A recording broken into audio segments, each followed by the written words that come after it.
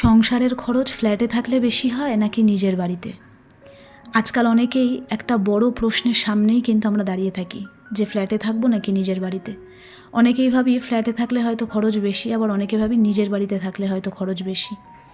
তাই আজকের এই ভিডিওতে আমি এমন কিছু খরচের কথা বলবো যেগুলো অনেকেই আমরা কিন্তু আগে থাকতে ভাবি না।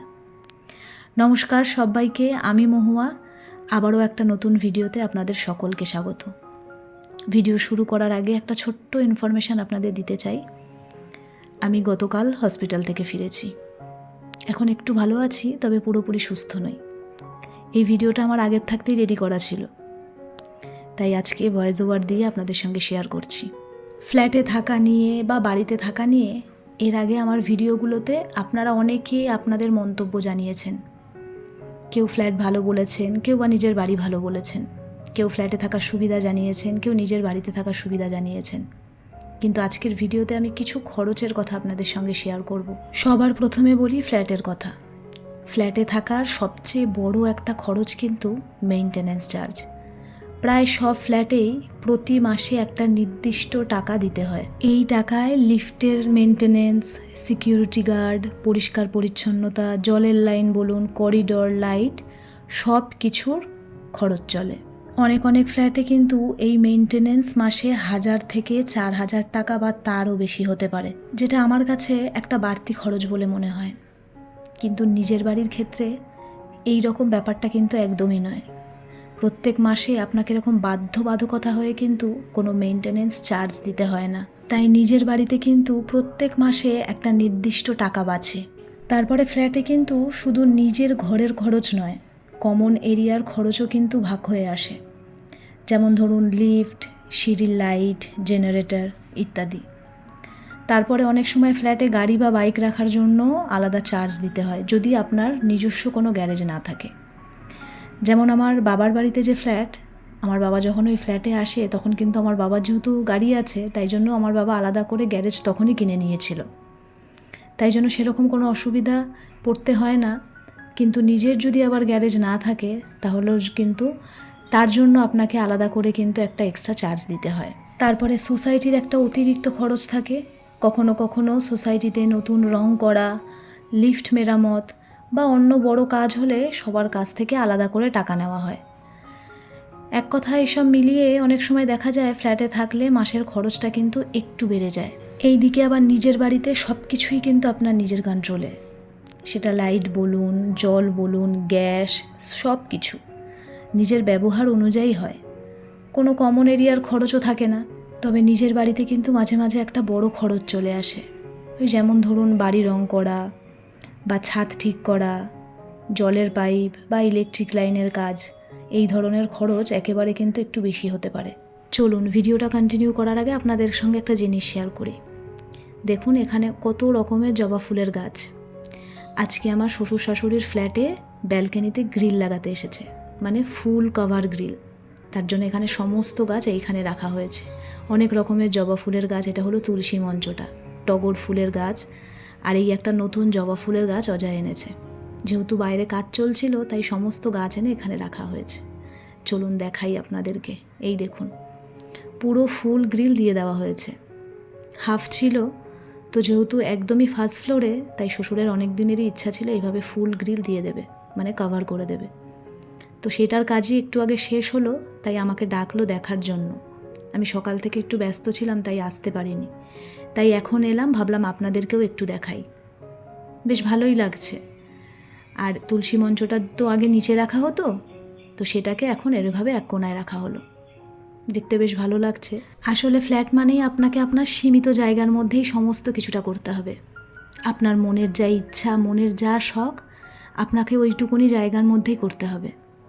নিজের বাড়িতে হলে আপনি ইচ্ছা করলে একটু বারান্দাটা বাড়িয়ে নিতে পারলেন, একটু ছাদটা বাড়িয়ে নিতে পারলেন, কিন্তু ফ্ল্যাটে কখনোই সেটা সম্ভব না। এটা আমরা যারা ফ্ল্যাটে থাকি তারা কিন্তু খুব ভালো মতো জানি। তবে নিরাপত্তা আর সুবিধার দিক থেকে যদি বলি, ফ্ল্যাটে সাধারণত security, lift, parking, common area এসব সুবিধা থাকে, যার জন্য মূলত মেনটেনেন্স খরচটা দিতে তো হয়, কিন্তু অন্যদিকে তো আবার নিজের বাড়িতে এই সুবিধাগুলো থাকে না, তাই সেই খরচগুলোও থাকে না। কিন্তু নিরাপত্তা বা অন্য অনেক দিক থেকে কিন্তু নিজেকেই সব কিছু সামলাতে হয়। ফ্ল্যাটে থাকলে রাত বিরেতে আপনি নির্দ্বিধায় কোথাও যেতে পারবেন, বা আপনি যদি এক রাত বাড়িও না আসেন আপনার কিন্তু মাথায় সেই টেনশনটা কাজ করবে না। কিন্তু নিজের বাড়ির ক্ষেত্রে কিন্তু একটা চাপা টেনশন থেকেই যায়।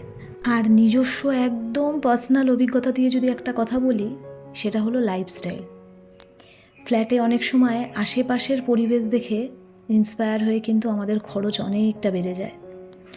কারণ অনেকেই আমরা কিন্তু তখন নিজের লাইফস্টাইলটাকে একটু সাজিয়ে রাখতে চাই। তবে নিজের বাড়িতে থাকলে দেখবেন অনেক সময় লাইফস্টাইলটা অনেকটা সহজ সরলভাবে কাটে, তাই অপ্রয়োজনীয় যে খরচগুলো সেগুলো কিন্তু কম হয়। সত্যি কথা বলতে কি জানেন তো, সংসারের খরচ শুধু বাড়ি বা ফ্ল্যাটের উপর ডিপেন্ড করে না, সব থেকে বেশি ডিপেন্ড করে আমাদের পরিবারের অভ্যেস আর লাইফস্টাইলের ওপর। কারণ কেউ যদি হিসেব করে চলে তাহলে ফ্ল্যাটে থেকেও সংসার সুন্দরভাবে চালানো যায়, আর কেউ যদি অযথা খরচ করেন তাহলে কিন্তু নিজের বাড়িতেও খরচ বেড়ে যেতে পারে। আমার অনেক রিলেটিভ বলুন বা অনেক বন্ধুবান্ধবের মধ্যে এমনও কিছুজন আছে যারা কিন্তু একদম মধ্যবিত্ত ফ্যামিলি থেকে বিলং করে, বা যাদের মাসের মায়না অনেকটাই কম, কিন্তু তারা কত সুন্দরভাবে সাজিয়ে গুছিয়ে কিন্তু ফ্ল্যাটে থাকে এবং তাদের লাইফস্টাইলটাও ভীষণ সুন্দর, দেখলে ভীষণ ভালো লাগে। তাই খরচের সম্পূর্ণ ব্যাপারটাই কিন্তু ডিপেন্ড করে একদম আমাদের নিজেদের ওপর। একটা বাস্তব সত্য কথা কি জানেন তো, সবার সঙ্গে কখনোই সবার মতের মিল হয় না।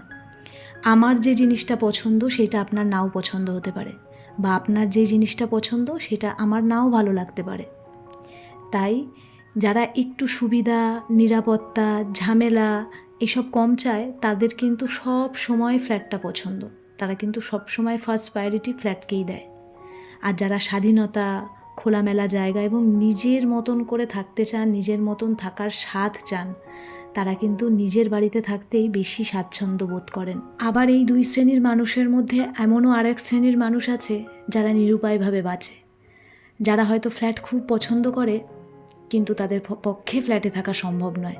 আবার যারা নিজেদের বাড়ি পছন্দ করে তাদের পক্ষে একটা জমি জায়গা কিনে সেখানে বাড়ি তৈরি করে থাকাটা পসিবল নয়।